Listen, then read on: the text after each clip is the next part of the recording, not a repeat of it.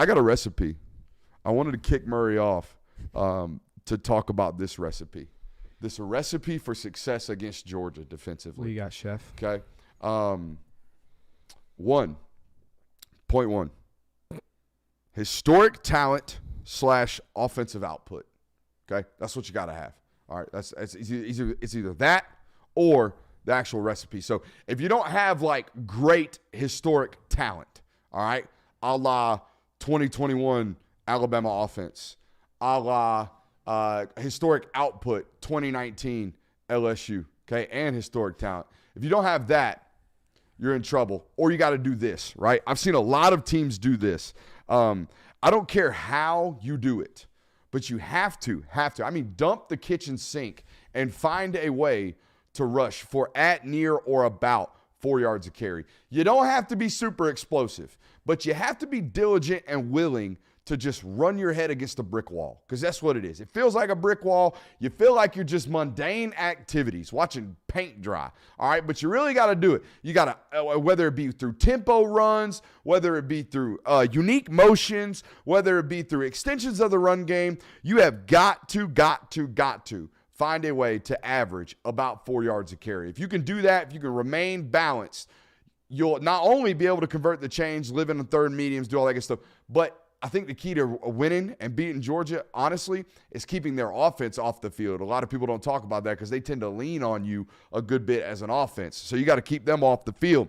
The number 2 point in this recipe, got to find ways to get chunk plays, all right? Because if you're going to try to 10, 11, 12, 13-play drive these guys, you're only going to do that maybe once, all right? The history tells me that they're going to force you into a negative play at some point the rest of the drives.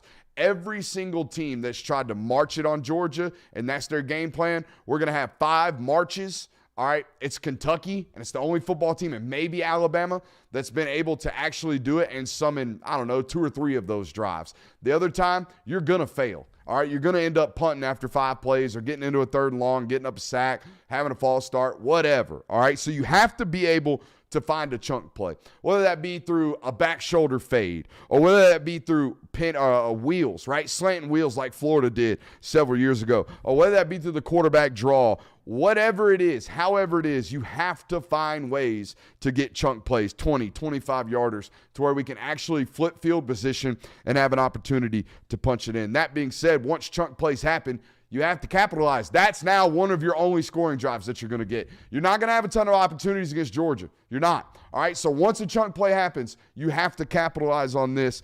You got to have winners saved for these opportunities as well as an offensive coordinator. You can't empty the clip. Once you start getting some momentum against Georgia's defense, you've got to go for the neck. You have to immediately go for kill shots. And you have to be selective. Last final point, you have to be selective with the pace. As soon as big plays happen for you, as soon as momentum plays happen for you, we got to get right back on the ball and actually maybe tempo run. Okay, the teams that actually have somewhat success running the football, they catch Georgia by surprise, misalignments, whatever, because they're so gap sound that if you just line up and play football, you're not going to beat them. They're going to punch your lights out. You have to gas out this defense while protecting yours on the other side of football. That's the recipe. And like whether it be Georgia Tech, whether it be Kent State had a good game plan against them a couple years ago, whoever it be, whether you be outmanned or whatever, if you want to have success against this Georgia defense, those are the recipes. You got to be able to be willing to run the football, not super explosive. You got to be willing to do it, and you got to be able to get chunk plays, and you got to build on momentum. You also have to let Georgia shoot itself in the foot at least once or twice. Correct. When you go to that Kent State game, Lad McConkey muffed a punt. Ohio State, the last time Georgia nearly lost, Stetson Bennett had an interception, things like that, turnovers in the game where you can come close to being. Otherwise, I don't think you have a chance even doing all that stuff. No. We also didn't give a shout out to Prize Picks, so we got.